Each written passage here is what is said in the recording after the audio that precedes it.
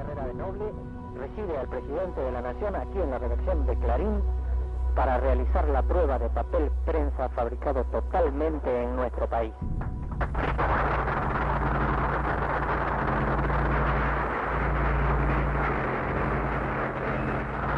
El papel que salga de la fábrica y sobre el que ha de escribirse la historia a medida que transcurre, quede asociado a su nombre. Esas inscripciones suelen ser más duraderas que el bronce. Muchas gracias.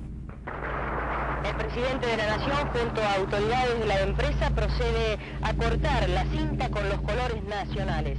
De esta manera, queda así inaugurada la planta.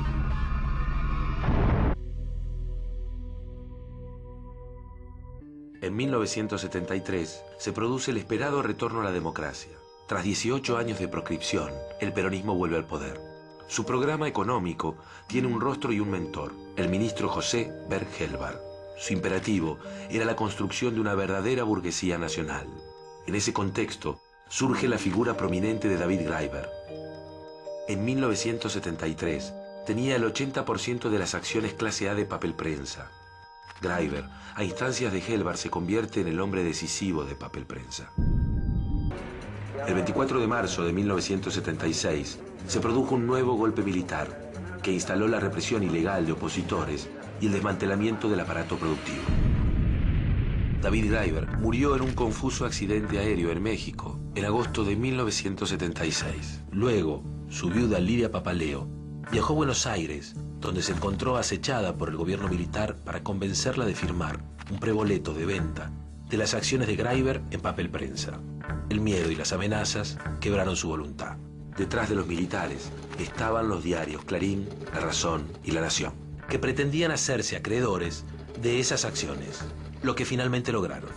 El procedimiento de esos diarios para apoderarse de Papel Prensa incluyó el uso de un sello fantasma, Papel Sociedad Anónima, a través del cual adquirían las acciones. La operación fue encubierta en una solicitada de mayo de 1977, titulada a la opinión pública, con su versión de la operación de compra de Papel Prensa. El 14 de marzo de 1977, Lidia y parte de la familia Graeber fueron detenidos por fuerzas del general Camps.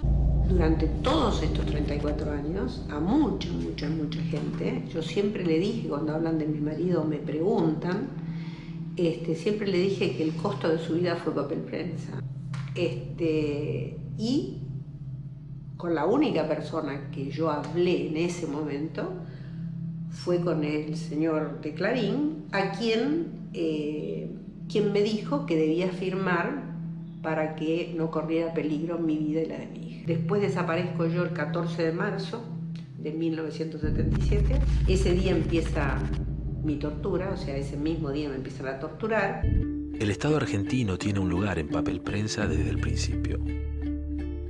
Fue el impulsor del proyecto y quien ejecutó todos los beneficios para que ese proyecto fuera rentable, aunque solo lo haya sido para unos pocos diarios.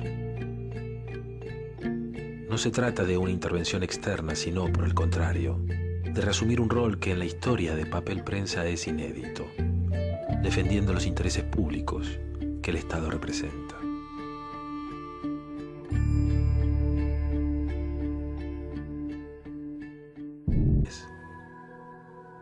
Ella es el centro de este relato. Ahí empieza esta historia, que reúne a grupos económicos con el aparato represivo del Estado. Una historia que hoy empieza a revelarse a partir de dos hechos. La decisión de Lidia de volver a contar su verdad y la decisión del Estado de asumir su lugar.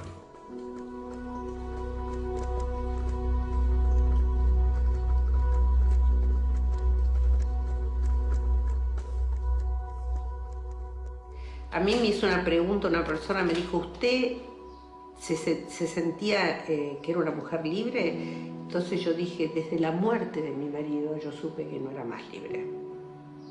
Miedo de que le sacaran a su hija, miedo de que mataran a su hermano. Es decir, yo no fui libre desde que murió David.